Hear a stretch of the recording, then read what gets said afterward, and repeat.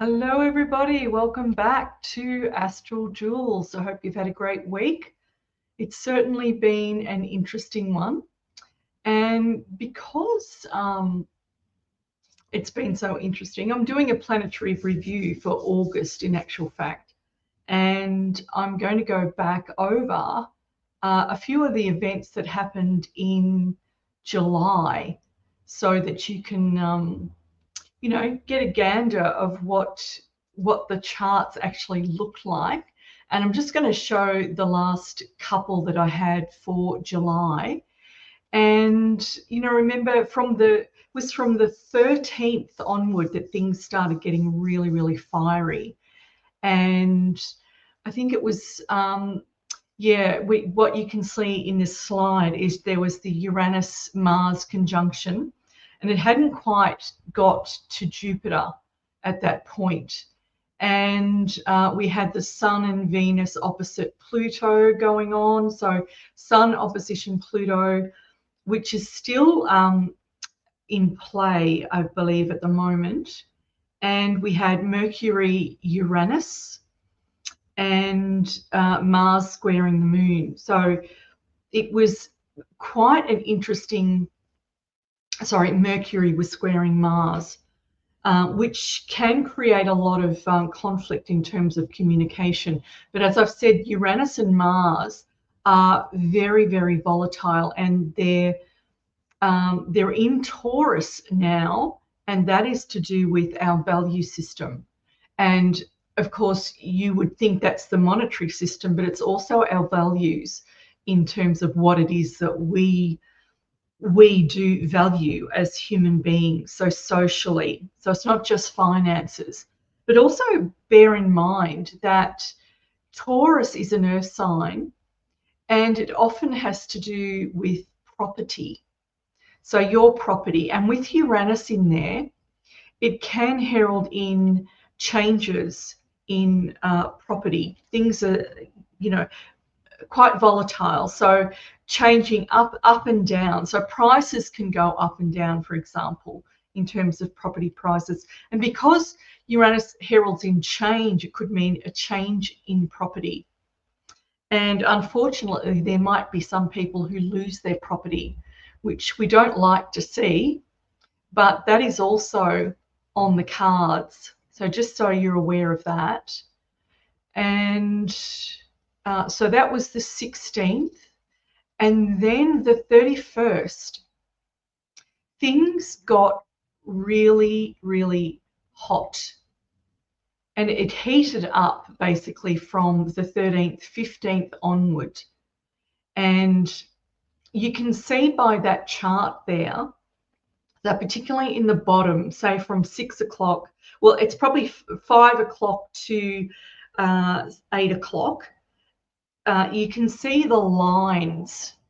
So there's a cluster of planets where you've got Uranus, Mars has joined Jupiter, and the moon got into the act on the 31st. And there's a lot of activity going on. You've got, like, the sun is angled to Mars, and that also adds an element of fire because it's all about will and leadership. And when it comes to leadership, it's like a bit of argy-bargy going on, like who's the top dog, right? So there can be a shift going on in leadership. So what's happened in the last half of July? Now, on the 13th, we had the Trump's attempted assassination on the 13th. On the 19th of July, we had CrowdStrike. And that's interesting because Uranus rules electricity, voltage, and technology. And so here we had a lot of outages in terms of tech happen on the 19th of July, very much a Uranus thing going on there. On the 21st of July, we had Biden dropping out of the presidential race. So now there's a bit of argy-bargy in leadership going on there. Then on the 26th of July, Trump met with Netanyahu So there's meetings that have been going on. And on the 26th of July, the Olympic opening ceremony and the backlash over the debauchery that we have seen over the Olympic opening ceremony. So the 26th of July, the Olympic opening ceremony and the backlash over the debauchery, that has happened at the end of July. And again, a massive power outage that occurred the night of the opening in Paris, the Olympic opening. So, again, Uranus and electricity and power. So that's really interesting. Now, on the 30th of July, the US government announced it would send a further 1.7 billion in military aid to the Ukraine. Now, I don't know how the US have got any money left, to be quite honest. So that was quite interesting. So, Ukraine's going to get some more cash. And I don't know whether this is full-on news or not, but Japan is going to BRICS, announcing, and it's announcing every bank will be using XRP in 2025. Right, so that's a change in currency for Japan. And also Venezuelan citizens currently are hitting the streets again in protest over their presidential elections. So here July has been really fiery, and of course it hasn't finished. We're right in the throes of it. Okay, so I'm going to continue on. So I just wanted to go over what was going on in now and in July. And now I'm going to go into August. But before we do, we're going to look at the sun. The sun's position for all those people that are having a birthday or have just had one. The sun is in Cancer from the, sorry guys. From the 17th of July to the 16th of August, we've got the sun in Cancer.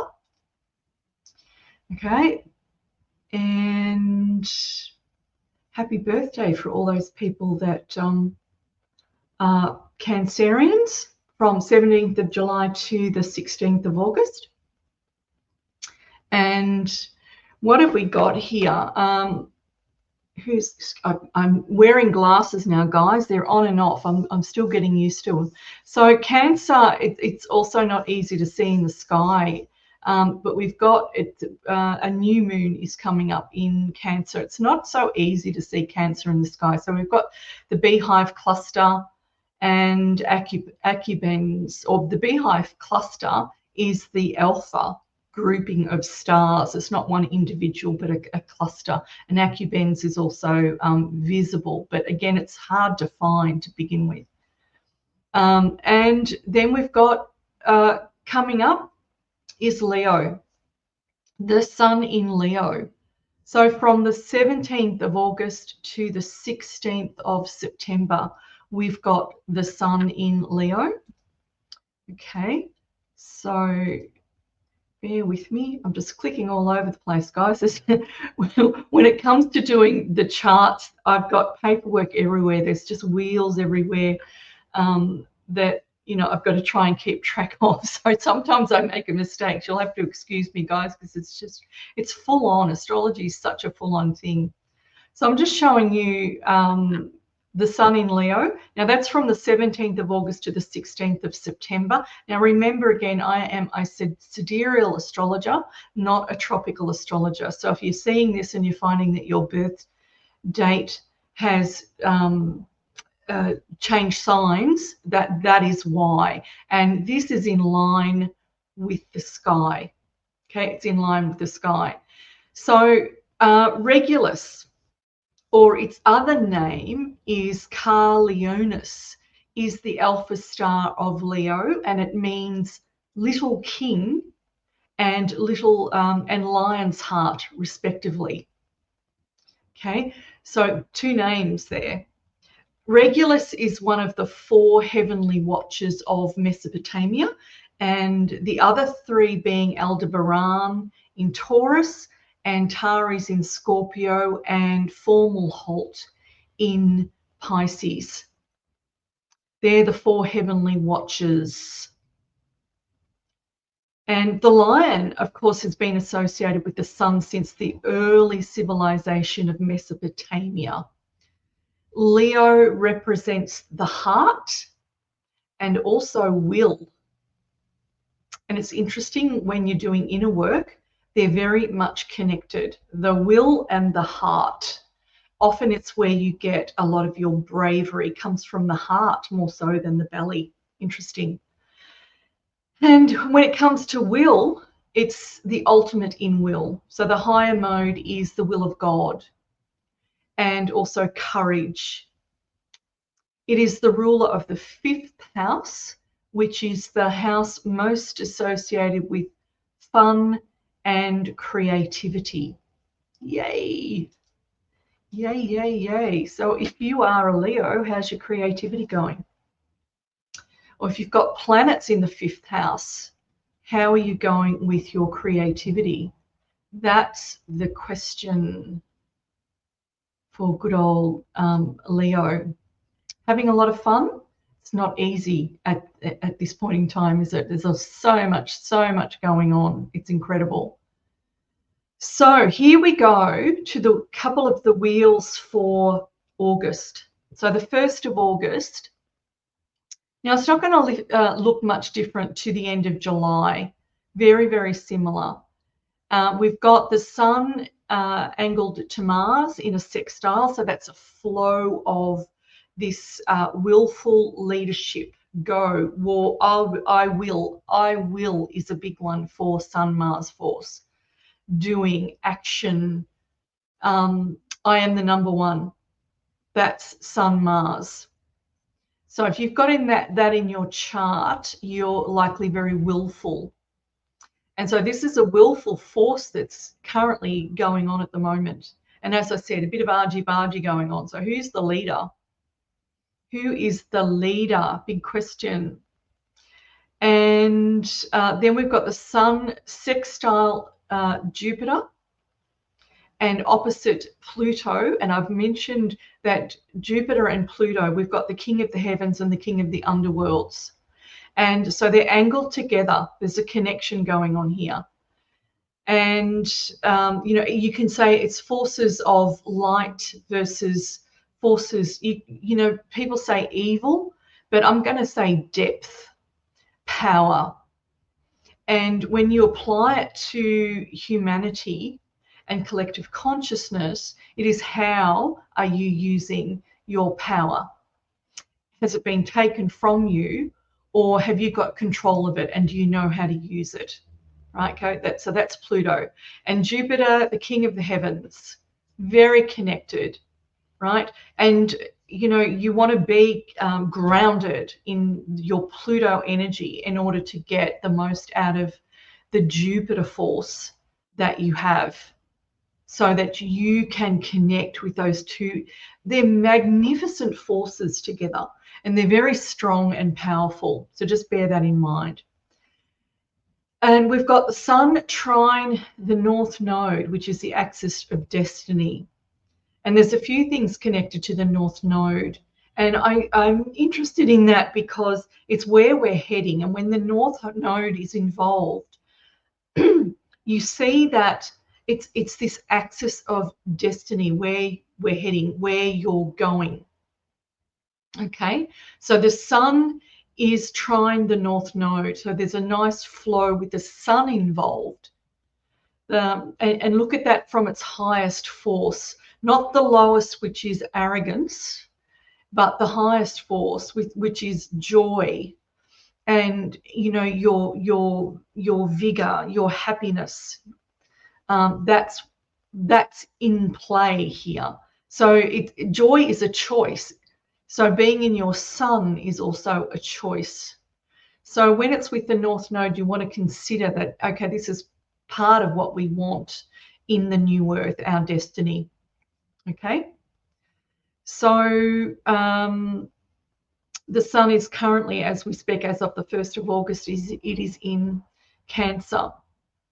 and is opposite Pluto.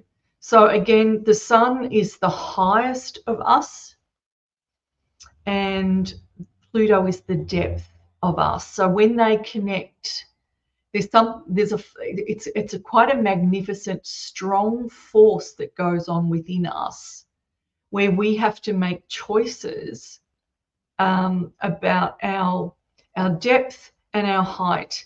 Choices in terms of including our depth, right? Including our power in how we shine. So you don't disregard the depths of you in order to be in your true joy, in the highest part of you. You're going to need the sun, and you're going to need the grounding, the depths of the Pluto there. Now, we've also got Mars squaring Mercury, and that's also with Mercury sextile, with the Sun, Mars, the Sun sextile to the Mars. And Mars Mercury is a lot of communication. It's like communication on steroids. And often people who've got Mars Mercury in their chart, they voice themselves a lot. They speak a lot, especially when it's a square. It's very challenging, and it's often dominant in a person's chart. So Mars Mercury, at the moment, there's a lot of communication going on. And Mars is also conjunct Jupiter. Jupiter adds buoyancy and expansion to the Mars force. So a lot of action, a lot of will going on. Mars is trying Pluto, and as I've said before, Pluto is a higher mode of Mars. So when you've got those two together, it's very powerful. Pluto's the bulldozer, right? It's the transformer. It's the depth. So whatever happens with Mars and Pluto, and when you've got the sun involved opposite Pluto, there's nothing shallow going on. This is not fun and games. This is, we're happening. It's happening.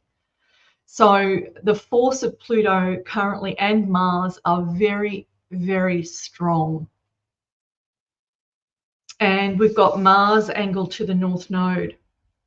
So there's elements of action required for us to get towards our destiny. We're going to need some will and some oomph.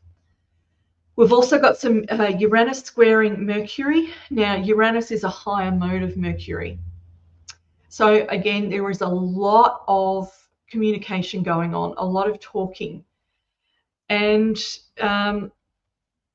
what we have to be very aware of is conflict in communication and putting yourself in situations where conflict is going to happen. So you might be having, what you would think is an ordinary discussion with some people, and it just turns to mush because it's too fiery and you can't hold the voltage. And, with Mars involved, I am the number one, I'm the winner, I want to beat you, right? You've got Sun and Mars active together, and that's very willful, and it's I am the leader, I am the number one. And you've got Mars squaring Mercury, so we've got the communication with force. And then you've got Uranus, higher mode again of Mercury, involved in the mix. And that can create conflict. So be very careful of engaging in conversations that are very likely to turn rancid, toxic, conflictual. It's happening, and you have to navigate it. So you have to make choice. Do I want to engage? Is this a good idea? Maybe it's, a better idea to just, yep, righto, catch you later, see ya, and not engage in it, because it's really quite volatile and you could end up getting hurt. Something could happen that you didn't want to happen. This is the fire of these forces at the moment. So conflict, just watch it. And we've got Uranus, Neptune, and Pluto all connected in this, and those forces are the higher what are known as the trans-Saturnian planets. And on higher mode, they're really bringing in high forces. And on one level, I'm really pleased that this is happening, because we need these high forces. We need the high angelic forces involved in what's going on, because we are intending to herald in the new earth, and these are major players in making sure that we do that, and do that right, getting things into their higher modes. This is really, really important. So just down the bottom there, you can see at 8 o'clock, 7 o'clock, and then at 5 o'clock, it's really busy, very, very busy.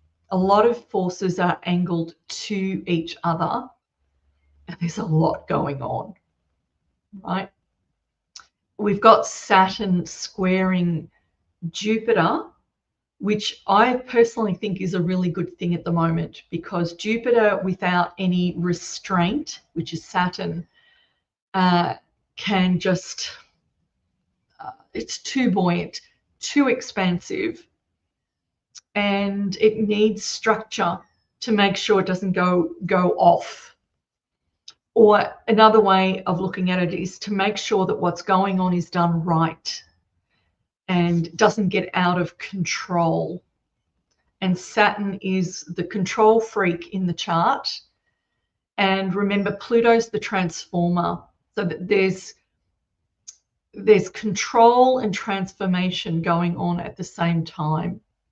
Right now, this is going to continue for August. It's happening in July and end of July, and it's going to continue into August. So just bear that in mind. Okay. So I'm going to go forward to the 18th of August, because not much changes between the 1st and the 18th. It's very, very similar. It's actually a lot more steady in August than it was in July.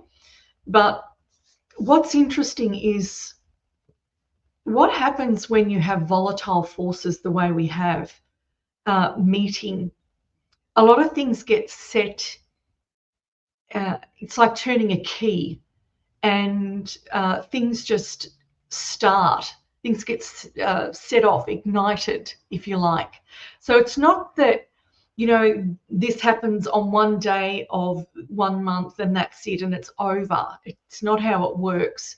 You've got a momentum of forces pushing forward, and they can set off a set of circumstances, and it doesn't finish just like that. It can start just before the actual full-on conjunctions, which are the tightest angles, which did happen, by the way. I think Trump's assassination happened a couple of days before a very strong conjunction. So most people were waiting for the actual conjunction for something to happen, and it happened beforehand, and that can happen. Similarly, these sets of forces are set in progress, and they can happen afterwards. So it might take days, if not weeks, for something to really start exploding in our faces in terms of these strong forces. So on the 18th, we've got the moon conjunct Pluto, trine Uranus. Whenever Pluto moon get together, there's usually a force of emotion that is engaged. So always watch out for the moon Pluto angles in a chart. And the moon is also trine Uranus, which is also a very volatile force in terms of the mind and emotions. So watch the middle of the month in terms of your own emotional landscape. We've still got Mars conjunct Jupiter. It continues. And then we've got Jupiter sextile Mercury. Now, this is going to add more to the communications. So there's a lot going to come out. Who's going to say what about who? Well, I think August is a big month for more communication, especially when you get Jupiter and Mercury together. That it's very much about talking. And the Jupiter is squaring Saturn still, and Saturn is involved with this. So you can say structure with communication. So it makes you wonder what's going to be revealed. What truth is going to come out? What is going to be revealed? This is important. Now, I've included some what's called sesqui-squares. That's a big word, but it indicates karma. So I'm just looking out at the moment for any karma that's appearing in the charts at the moment, just to watch out for karmic elements, because that is involved. The karma is involved in our lives. You know, what lessons are we getting? What karma is being worked out? So we've got Jupiter sextile Mercury. We've got Jupiter conjunct Mars. Jupiter is square Saturn. We've got Jupiter sextile Chiron. Chiron's the wound, right? So we've got to look at that. You know, you can take the wound on its higher level to be not personal, but more transpersonal, global, the global woundedness that we have. So every now and then I'll be putting in a sesqui-square just to tweak the fact that some of this stuff is karma and can be working out some karma, Earth's karma, our own karma. So that's in the mix there as well at the moment. Yeah. Trying not to use the word revenge in it so much, but you know, there's paybacks going on. And we've also got, again, Uranus squaring Mercury and Uranus squaring Sun on the 6th. And that also is a very powerful force, Uranus Sun, when you put those together, very powerful. It often relates very much to technology. That's a big one when it comes to Uranus Sun. And then we've got the Uranus Neptune and Uranus Pluto angled all together. There's those three high forces together, Uranus, Neptune, and Pluto. And we've got the Sun involved. So there's something shining going on there with the value system. Whoa, you know, what could it be? And you know, take your pick. Revaluation is still on the table. So that's something to be aware of. Changes in value. Again, I'm going to sound like a broken record by the time Uranus gets through Taurus for sure. But it is what it is. Okay. And what have we got going? We go to the next one. I'm going to go to the 31st. So the end of the month. And there's a few little changes that are going on, but it primarily is sort of going to stay the same. We've got Sun opposite Saturn, sesqui-square Chiron. So here we've got karma. There's something about, like, you can read this, you can make a story out of this. The Sun opposite Saturn. So there's structure going on here. The Sun is shining on some form of teaching, some structure, rebuilding that needs to go, lessons that need to be learned. And the karmic angle to Chiron it can present this woundedness that we have been existing under. So I'm going to read it that way and go, there are big shifts. I'm not going to put everything down in exact, definitive statements, because that's not how it's going to, well, we know that's not how it's played out, is it? But that there's the possibility of the Sun opposite Saturn. There's a big teaching, learning going on here, and a restructuring that is happening. Karma with Chiron, there's a wound that's been going on that we have to sort it out. Then we've got our Mars, Mercury still going on. Mars is squaring Venus. It's interesting when you get Mars and Venus, you don't know whether you're Arthur or Martha, because it's male and the female. So there's a balance element that is required here. You can say things like Mars and Venus.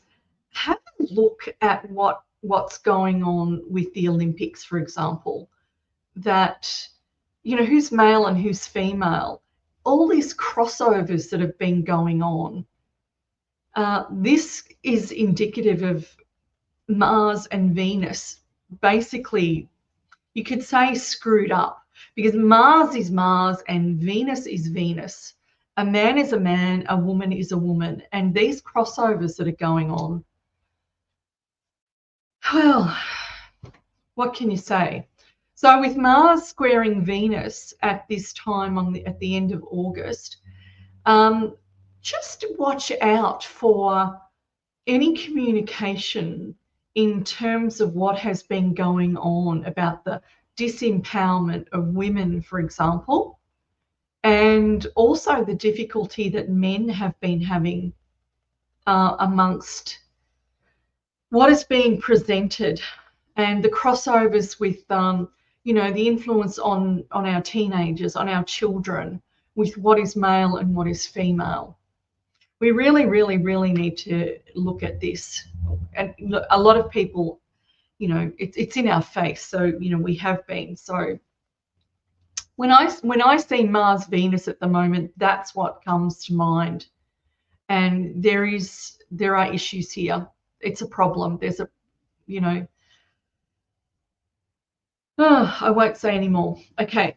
So Mars is also conjunct Jupiter. So that's still, so right through the month, we've got this this Mars Jupiter going on, and then we've got Mars squaring Neptune. Now that also is interesting, because on high mode, it is the engaging of spiritual forces. It's engaging it. You make that part of your reality. Mars, Neptune people, that's higher mode. Lower mode, you've got to be careful that you're putting too much energy into delusion, which is the Neptune force, right? But when Mars is squaring Neptune, I've got a feeling, because of the other forces that are in play, particularly Uranus and Pluto, that Neptune is being raised up and taken out of its delusionary element. And yes, there are still delusions going on and people have not woken up, but a lot of people have. And the intent here is to get into the higher forces, right? Higher forces of spirituality, your ascension, awareness, the awakening. All of that comes into play. Your spiritual practices, your belief systems. Wake up with this. Don't fall into the delusion of the Neptune, right? Wake up with it. And we've also got Mars sextile Chiron. So Chiron it's come back into the mix, and the wounds of humanity are being looked at again. That's what's involved. And for those that are really awake, you know exactly what that is. You know what that looks like. And this has to be addressed. So we've got a lot of forces hitting the Chiron at the moment, which is great. And Chiron's currently retrograde. and a few other planets are retrograde at the moment. So there's an intensity going down with this, which is really good. Now we've got Jupiter also sesqui-square to Pluto. Again, we've got this karmic issue going on between the king of the heavens and the king of the underworld, or our depth. Now you can take underworlds any way you choose. That's totally up to you. On an esoteric level, on a high esoteric level, it's the depths of you. It is you being able to hold on to your power with integrity. That's its high mode, right? And I dare say a lot of people have no idea what that looks like, to hold on to your power, because we've lost it, and we've lost our freedom. We didn't know we did. Many people still walking around thinking they are free. You're not, sorry. We're trying to get it back. So with the Jupiter karmic element to Pluto, we have got this in our face. We have to take up the sword and get back our own power. And we have to learn how to hold it with integrity. And there's your Jupiter, Pluto, king of the heavens. You are the king of the heaven. You have a connection to the heavens. You can align to these forces, these high spiritual forces. It's your birthright to do that. And you need power in order to make that happen. So that's really what that stands for me. When there's the karmic element, it's like it's really in your face. It's being presented, and there's an opportunity right now to make it happen. Like opening a window. And it might look like it's firstly in your face as a problem because you've lost your power, you don't have any. You're a doormat. You're going out with a narcissist, all of those things, and you realize, I've got to do something here. I really got to do something. Well, here's your Jupiter Pluto sesqui-square, giving you the opportunity to address it. And just be aware of what actually comes into your space first, and just hold your breath and go, right, I'm going to change. I need to change this, right? And the opportunity will be there to do it. Okay, so as I said, we've got Uranus squaring Mercury. Uranus is a higher mode of Mercury. Just be aware of what is spoken, what's expressed, what's coming out, what's revealed. High mode Uranus, remember, is humanitarianism, humanitarian causes, right? Now, I might be sounding like I'm, creating powder puffs here. We're in a time where it's very, very, very volatile, and anything could happen here. We could actually go into World War III because the forces are there for that to happen. And what we do with that, again, is up to us. Venus is in play. It's on the 31st of August. It's sextile the moon, so it's angled to the moon, Mars, Uranus, Neptune, and Pluto.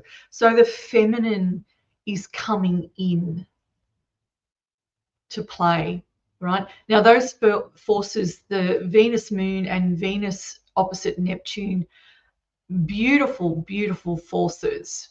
So it's adding a little bit of softness to the volatility that is going on.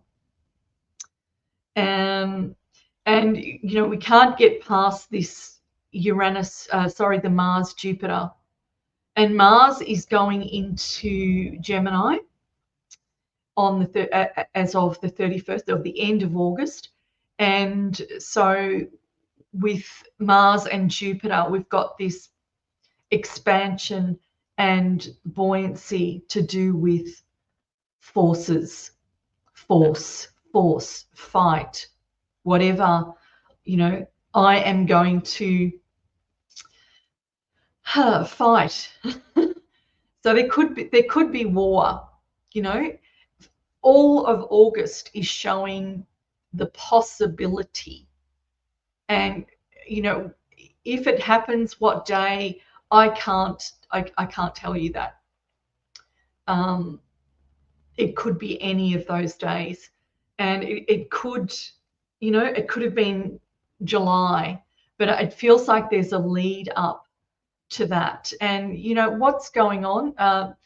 $1.7 billion being given to the Ukraine for military purposes.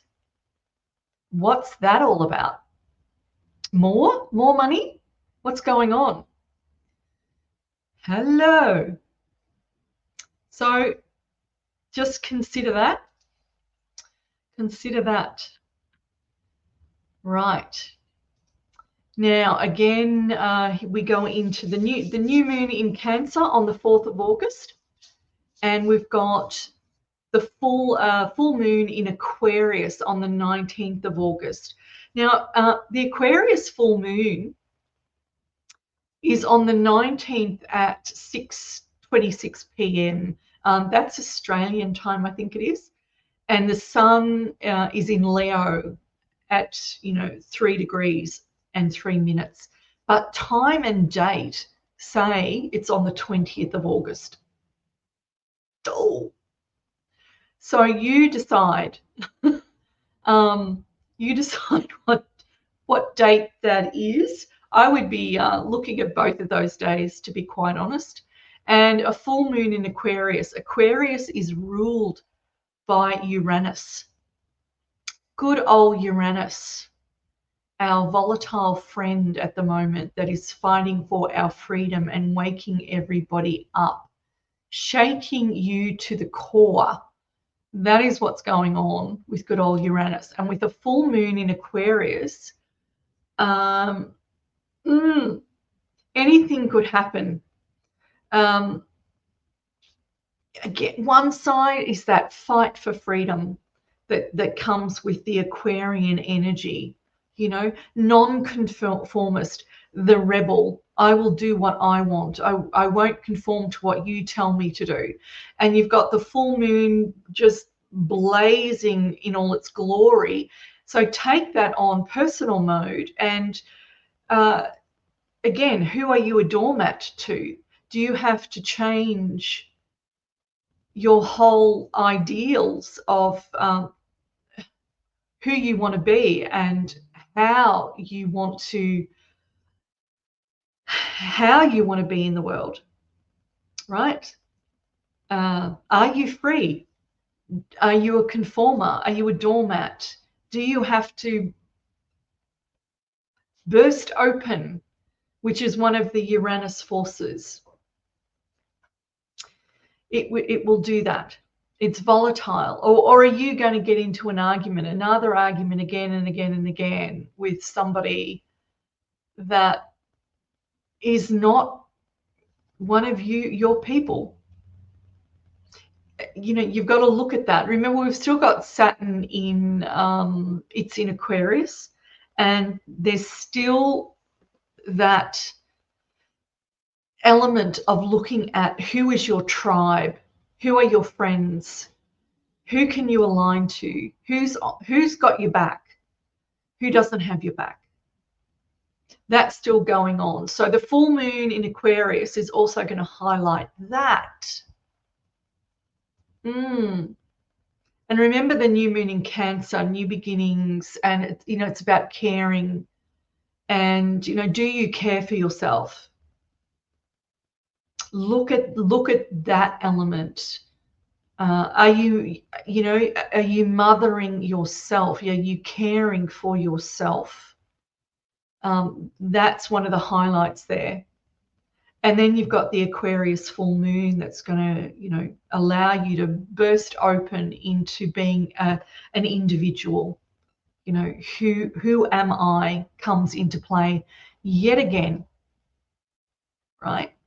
Aquarius full moon. So enjoy that on the 19th or 20th, depending on who you want to follow.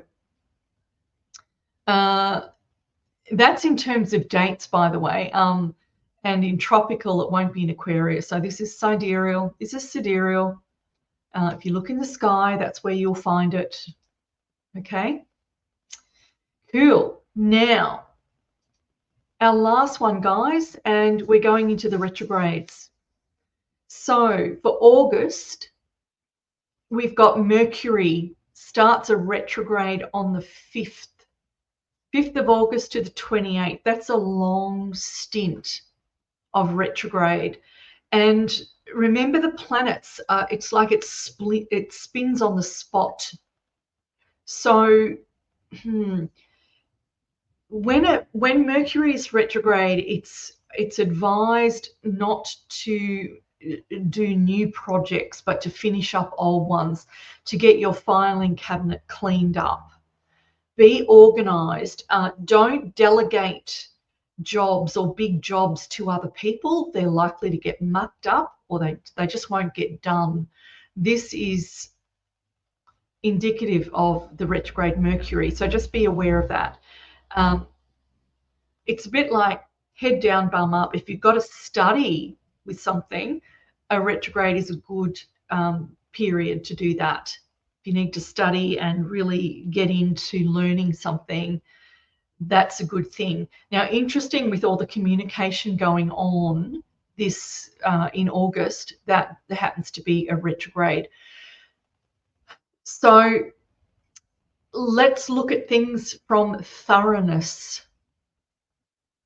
That I think a lot of, look, we might see things as a bit of a circus where we might have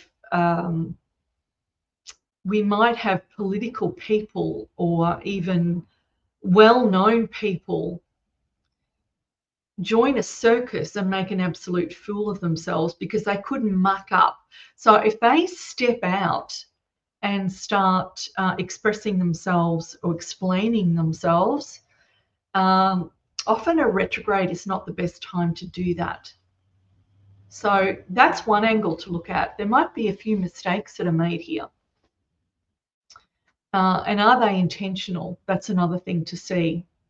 But we've got almost the whole month from the 5th to the 28th Mercury retrograde. So just watch that for yourself. Take extra care in what it is that you do in terms of organizing things and making sure you've dotted the I's and crossed the T's and everything's going all right, and you've got some control over what's being expressed and written. And if you're supposed to be paying a fine, make sure you've got the right date. If you're paying your bills on time, just be careful that you're not mucking up in terms of dates and forgetting things, stuff like that, right? Okay, now Saturn is still in a retrograde situation until November. And again, the learning is thorough. And this can be one of the reasons why we feel like we're stuck. Things are not flowing, because every lesson that we get is well learned. I feel like things are stagnant in terms of what's going on. Even though there's a lot being revealed in terms of, government movements and the like, it could be a lot faster for many of us. But the lessons are thorough for sure. We've still got Neptune in retrograde until December, and Pluto's in retrograde with Saturn. Saturn's the teacher, Pluto's the transformer. Another reason why it doesn't feel like things are flowing. Things are intense with these energies. And then we've got Chiron still the 26th Chiron is retrograde. So that's still happening. Okay. So that's the retrograde. So there we go. Oh, there's a lot going on with the retrogrades. Hope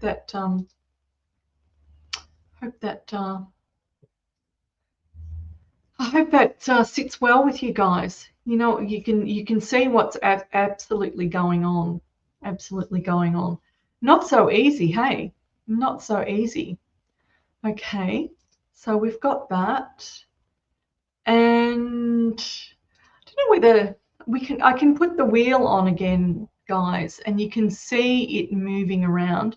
Just for the wheel, you might want to enlarge your screen so that you get to see the movements. Now, starting on the 1st of August, and here we go. Here we go. And we're just seeing a bit of movement. There's a fair bit going on in Leo. So we've got Cancer, Leo, and Virgo. There's a bit moving in those three constellations at the moment, but still, again, there's a lot of this force. I keep getting drawn to the Mars force. It's full on, just full on. There you go. You can see it moving around. A little bit of a play toy. Bit of a play toy. There's the 18th, where you've got Pluto and the Moon conjunct together. They are. And they're both trine Uranus. You can see that. And you can see it moving around. We've got on the 20th of August, we've got the Sun and Mercury conjunct. That happens often. The Mercury, the conjunction is, it happens many times during the year. But interesting, again, we've got this communication. So let's just watch the 20th of August and see what goes down on that date in terms of what's being revealed. What is being revealed? Good question, isn't it? Huh. Right, 21st. And we go around 26th. Down the 27th, we've got an Mars, Jupiter, and the Moon there. So there's a bit of intensity going on on the 27th of August. So that's a bit of a force that's going on there. Always, you know, so much going on with that Mars and Mars Jupiter that it's like I've got it in the corner of my eye going, yeah, what's going to happen? What's going to happen? That's me at the moment. Okay. So just watch out, guys. So there's the 31st, all done. And it's going to split apart in September, but I'm not going to go into September. I think it's going to just level out a bit. It won't be quite as intense, but a lot of things have already been set in motion. Already been set in motion. So, woo, let's see how it plays out. Let's see how it plays out. Because there's a lot. It's quite possible that there is absolutely a lot. Okay, so I hope you got something out of that, guys. And I hope you understood it. And yeah, I'm just waiting with bated breath with all of what's going on, what's coming. But there you go. That's the wheel. I hope you got something out of it. I hope you enjoyed it. And guys, yeah, take care. It's really, really intense. Watch with when the retrograde comes. Just be aware of what it is you're doing and who you're communicating with, and don't get into conflict with people, because it is that type of volatile energy that we're dealing with from July into August. It's going to stay like that. So just watch it. Just watch it. Okay. Love you guys.